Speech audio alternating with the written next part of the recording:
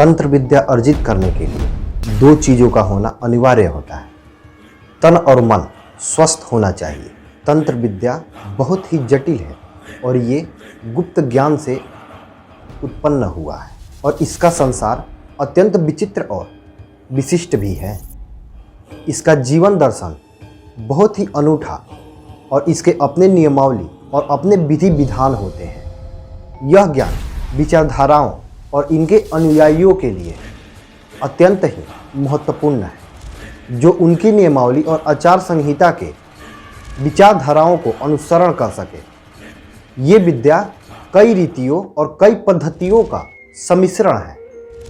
इसका मूल तत्व चमत्कार पर आधारित है।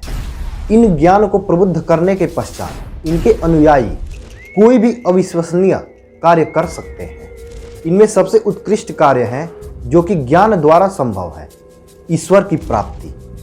जिस प्रकार सूर्य के अभाव में दिन और चंद्रमा के अभाव में रात का कोई अस्तित्व नहीं है, उसी प्रकार गुरु के अभाव में ज्ञान का कोई अस्तित्व नहीं है, वो अस्तित्वहीन है। तदुपरांत इस ज्ञान को अर्जित किया जा सकता है। तंत्र विद्या कई भागों में विभाजित है। इसमें शीर्ष स्थान भैरव तंत्र का होता है, जो कि अति विशिष्ट है। इस विद्या की प्राप्ति आवश्यक ही नहीं अपितु आगे के ज्ञान के लिए अनिवार्य भी है। जिस प्रकार इंद्र का वज्र, वरुण का फांस, यम का दंड और अग्नि के दहकुंड का महाबली शस्त्र, उसी प्रकार तंत्र विद्या का महाबली शस्त्र है भैरव तंत्र। इस विद्या को प्राप्त करने के पश्चात सूर्य को भी निस्तेज किया जा सकता है। भैरव तंत्र को प्राप्त करने के लिए एकमात्र मार्ग है एकाग्रता। लेकिन ध्यान रहे, किसी भी प्रकार से एकाग्रता भंग या खंडित हुआ तो ये विद्या सौभाग्य के स्थान पर दुर्भाग्य के कुछ प्रभाव को उजागर करने लगेगी। भैरव तंत्र 6 भागों में विभाजित है। इसी कारण से इसे शतक्रम के नाम से जाना जाता है। मानव शरीर में इदा और पिंगला नामक 2 नाड़ियों के बीच एक सुषमा नामक नाड़िया होती है। उसी 6 ग्रंथियों में पद्माकर नाम के 6 चक्र स्थित हैं।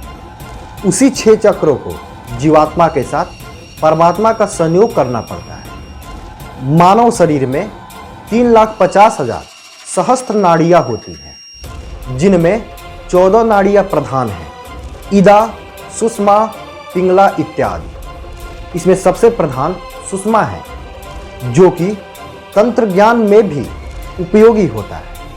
अन्य नाड़ियाँ सुषमा नाड़ियों पर आश्रित हैं। इस मान से कुंडलिनी शक्ति पर आवागमन होता है, जो कि परम शिव में विलीन हो जाता है।